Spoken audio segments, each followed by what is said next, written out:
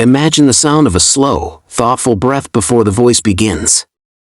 Have you ever loved someone so much that your entire world started to orbit around their mood?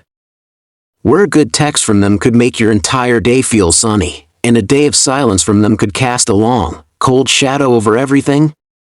You pour more and more of yourself into them, your time, your attention, your emotional energy, convinced that if you just love them harder, they'll finally see your worth and love you back with the same fierce intensity.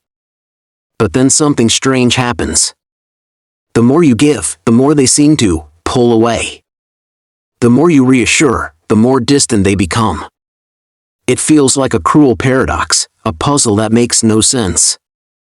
You'd think that offering your whole heart on a silver platter would be the ultimate gesture, the one that finally seals the deal.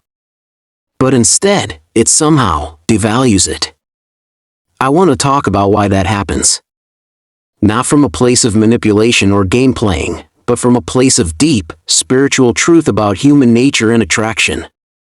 You see, there's a powerful, magnetic force that emerges not when you cling tighter, but when you find the courage to let go. It's called detachment. And when you understand it, it doesn't just transform your relationships, it transforms you. Think of a man who is deeply rooted in his own purpose. His days are filled with meaning, not because of a woman, but because of his mission, his craft, his connection to life itself. He loves, he cares, he is present and warm.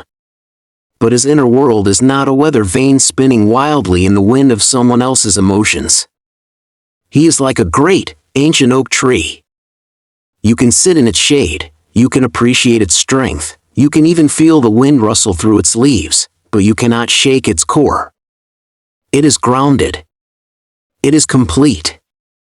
Now, compare that to a man who is like a vine, wrapping himself tightly around the first structure he finds, depending on it for every bit of his support, eventually covering it, suffocating it, until the structure itself longs for sunlight and space.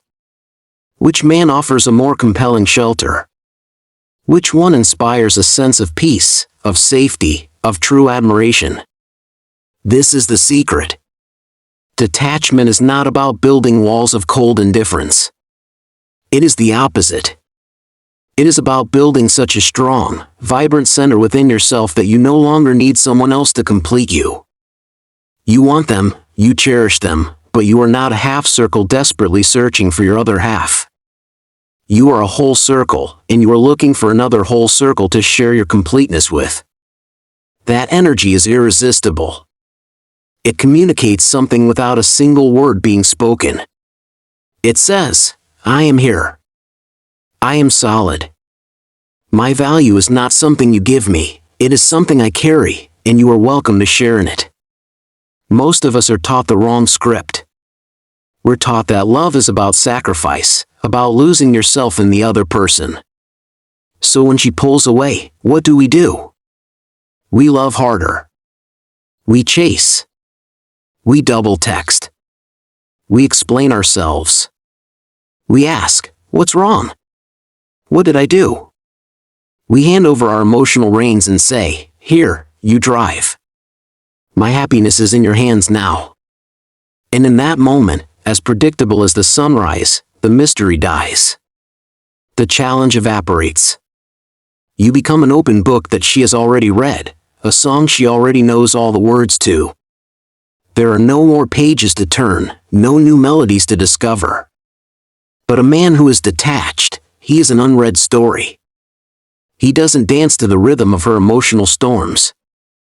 If she grows cold, he doesn't frantically build a fire at her feet, he simply continues tending his own. This unpredictability isn't a game, it's a natural consequence of having a stable inner core. It forces her to lean in, to wonder, what is he thinking? What is he feeling? What is this world he inhabits that is so compelling he doesn't crumble when I'm not the center of it? That curiosity, that is the seed of deep, lasting attraction. It grows in the fertile soil of the unknown, not in the barren, over-explained landscape of neediness. And this taps into a fundamental, almost primal, wiring. It's not about cruelty or creating chaos. It's about challenge. A genuine, respectful challenge. Think of the most rewarding things in your life: your fitness, your career, your art. The value wasn't in it being handed to you, it was in the struggle, the effort, the earning of it. The same is true for the heart. A man who is overly attached hands over his love, his devotion, his validation, whether she has earned it that day or not. It becomes a given, a constant.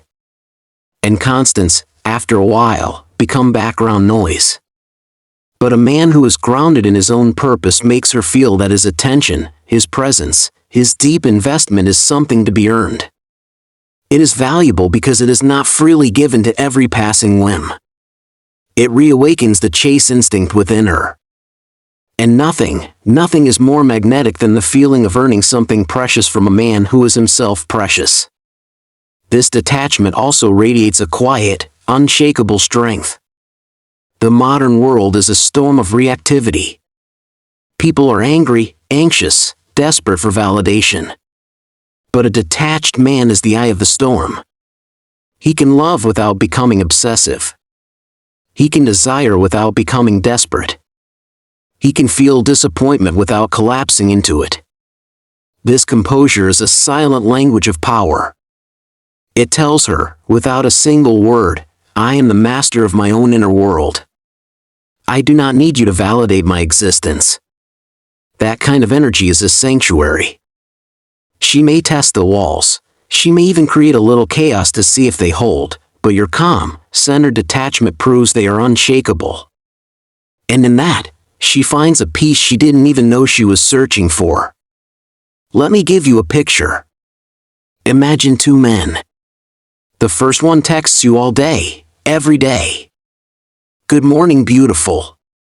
What are you up to? Hope you're having a good day. Did you get my text? His energy is constant, heavy, like a blanket that's starting to feel suffocating. The second man is living his life. He sends a text in the morning because he was thinking of you, then he goes silent for hours because he's immersed in his work, his friends, his passion. His energy is light, free, and unpredictable. When his message finally comes, it feels like a gift, a delightful interruption to your day. You find yourself waiting for it, wondering what he's doing. His silence isn't a punishment, it's proof of a full life. And you desperately want to be let into that life. This is how detachment protects mystery. When we are overly attached, we overshare. We vomit our insecurities, our dreams, our every fleeting thought onto the person we love, thinking it creates intimacy. And while vulnerability is beautiful, oversharing is like giving someone the entire map to your soul on the first date. There's nowhere left to explore. Detachment, however, is the art of holding a little back. It's allowing her to discover you layer by layer, year by year. It's the understanding that true intimacy is a slow, beautiful burn, not a flash in the pan that consumes all its fuel at once. That mystery is intoxicating. It keeps her chasing because she never feels she has fully figured you out. And perhaps the most profound truth is that detachment is the ultimate test of her genuine interest. When you stop overgiving, when you pull your energy back into your own center and focus on your own mission, you create a vacuum. And nature abhors a vacuum. That space will be filled. Watch what she does. Does she step forward? Does she invest more? Does she meet you in that new, centered space you've created? Then she has proven her value. Or does she drift away, looking for another source of easy validation? Then she has revealed her truth. Detachment clarifies everything. It separates the women who are intrigued by the real you, the whole, complete, purpose-driven you, from those who are only there for the attention you provided. This isn't about creating a fear of loss through manipulation. It's about embodying a man who is so valuable that the idea of losing him is unthinkable. When you are glued to your phone, rearranging your schedule for her, making her the sun of your solar system, you communicate, I have nothing else. You are my only option. But when you detach, you communicate, my life is abundant and full. I have a mission that calls me, friends who value me, a world that interests me. I would love for you to be a part of it, but my world continues, glorious and unstoppable, with or without you. That aura of abundance is the most powerful aphrodisiac on earth. It makes her not only want you but want to be the one who wins you. So, what does this look like in practice? It means you stop canceling your gym session because she's free.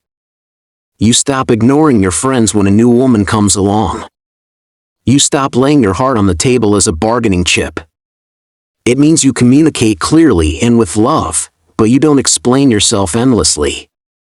It means you hold a boundary not as a wall to keep people out, but as a statement of your own self-respect. It means you understand that the most attractive thing you can ever do is to be deeply, unshakably, and passionately in love with your own life. This is the final, beautiful truth. Detachment is not a strategy to get a woman. It is a path to freedom. Freedom from the exhausting roller coaster of seeking external validation. Freedom from the suffocating weight of neediness. Freedom to love from a place of overflow, not lack. The man who is free is the man who cannot be forgotten. The man who is whole is the man she will move mountains to be with. Because love, in its purest form, is not two needy people clinging to each other for survival.